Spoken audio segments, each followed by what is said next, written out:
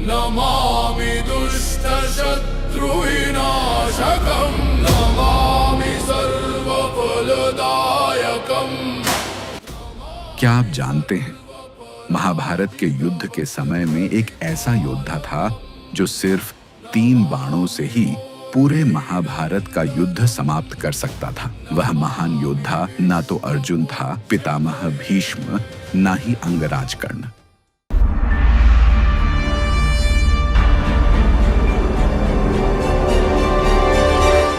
यह अपूर्व कहानी मध्यकालीन महाभारत के युग से आरंभ होती है, जहां एक महान योद्धा ने अपने वचन के लिए स्वयं का शीश दान कर दिया और बाद में वह श्री श्याम बाबा के नाम से विख्यात हुए। यह वीर बालक पहले बर्बरीक के नाम से जाना जाता था। वह असाधारण बलशाली गदाधारी भीम के पुत्र घटोत्कच और दैत्य मूर की पुत्री मोरवी के पुत्र थे। बचपन से ही बर्बरीक अत्यंत वीर और महान योद्धा थे। उन्होंने युद्ध कला का ज्ञान अपनी माता और स्वयं श्री कृष्ण से प्राप्त किया।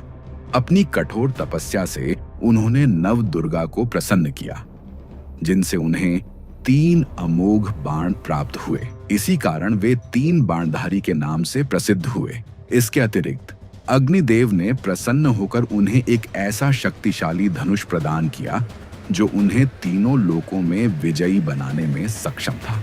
जब बर्बरीक को कौरवों और पांडवों के मध्य महाभारत का युद्ध अपरिहार्य होने का समाचार मिला, तो उनकी भी युद्ध में सम्मिलित होने की तीव्र इच्छा जागी। अपनी माता से आशीर्वाद लेने जाने पर उन्होंने एक महत्वपूर्ण वचन दिया कि वे युद्ध में सदैव हारे हुए पक्ष का साथ देंगे। अपने इस वचन को निभाने के लिए बर्बरीक अपने घोड़े पर सवार होकर अपने 3 बाण और धनुष के साथ कुरुक्षेत्र की रणभूमि की ओर चल पड़े।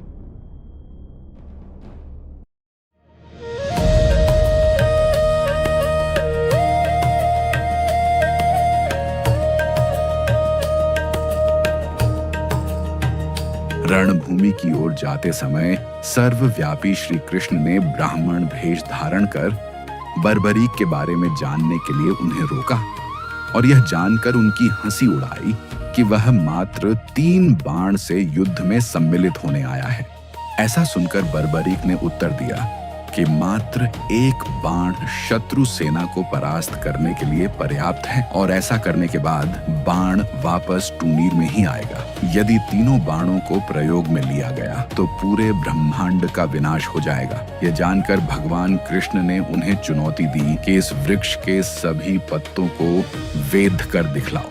वे दोनों पीपल के वृक्ष के नीचे खड़े थे। बर्बरीक ने चुनौती स्वीकार की और अपने तूनीर से एक बाण निकाला और ईश्वर को स्मरण कर बाण पेड़ के पत्तों की ओर चलाया। बाण ने क्षण भर में पेड़ के सभी पत्तों को वेध दिया और श्री कृष्ण के पैर के इर्द गिर्द चक्कर लगाने लगा, क्योंकि एक पत्ता उन्होंने अपने पैर के नीचे छुपा लिया था। बर्बरीक ने कहा कि आप अपने पैर को हटा लीजिए, अन्यथा ये बाण आपके पैर को भी वेध देगा। तब ब्राह्मण रूपी श्री कृष्ण ने बर्बरीक से दान की अभिलाषा व्यक्त की। वीर बर्बरीक ने तत्काल उन्हें वचन दिया और दान मांगने को कहा। ब्राह्मण ने उनसे उनके शीश का दान मांगा।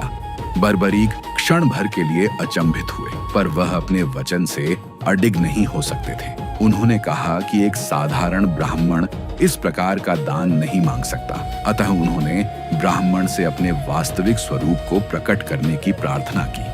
ब्राह्मण रूपी श्री कृष्ण अपने रूप में आ गए। श्री कृष्ण ने बर्बरीक को शीश दान मांगने का कारण समझाया। युद्ध आरंभ होने से पूर्व युद्ध भूमि के पूजन के लिए तीनों लोकों के सर्वश्रेष्ठ क्षत्रिय के शीश की आहुति देनी होती थी और इसलिए वे ऐसा करने के लिए विवश थे। बर्बरीक ने उनकी बात स्वीकार की और उनसे अंत तक युद्ध देखने की प्रार्थना की। श्री कृष्ण ने उनकी यह इच्छा स्वीकार कर ली।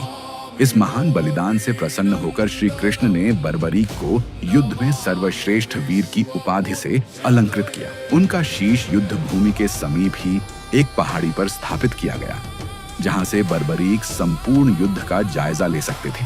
फाल्गुन माह की द्वादशी को उन्होंने यह दान दिया।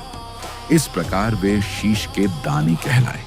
महाभारत युद्ध की समाप्ति पर पांडवों में ही आपसी विवाद होने लगा कि युद्ध में विजय का श्रेय किसको जाता है। श्री कृष्ण ने उनसे कहा, बर्बरीक का शीश संपूर्ण युद्ध का साक्षी है, अतएव उससे बेहतर निर्णायक भला कौन हो सकता है। सभी इस बात से सहमत हो गए और पहाड़ी की ओर चल पड़े। वहां पहुंचकर बर्बरीक के शीश ने उत्तर दिया कि श्री कृष्ण ही युद्ध में विजय प्राप्त कराने में सबसे महान पात्र हैं।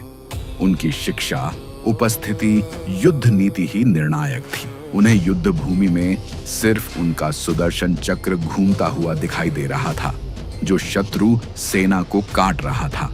महाकाली कृष्ण के आदेश पर शत्रु सेना के रक्त से भरे प्यालों का सेवन कर रही थी। श्री कृष्ण वीर बर्बरीक के महान बलिदान से काफी प्रसन्न हुए और वरदान दिया कि कलयुग में तुम श्याम नाम से जाने जाओगे, क्योंकि उस युग में हारे हुए का साथ देने वाला ही श्याम नाम धारण करने में समर्थ है। उनका शीश खाटू नगर, वर्तमान राजस्थान राज्य के सीकर जिला में दफनाया गया था, इसलिए उन्हें खाटू श्याम बाबा कहा जाता है।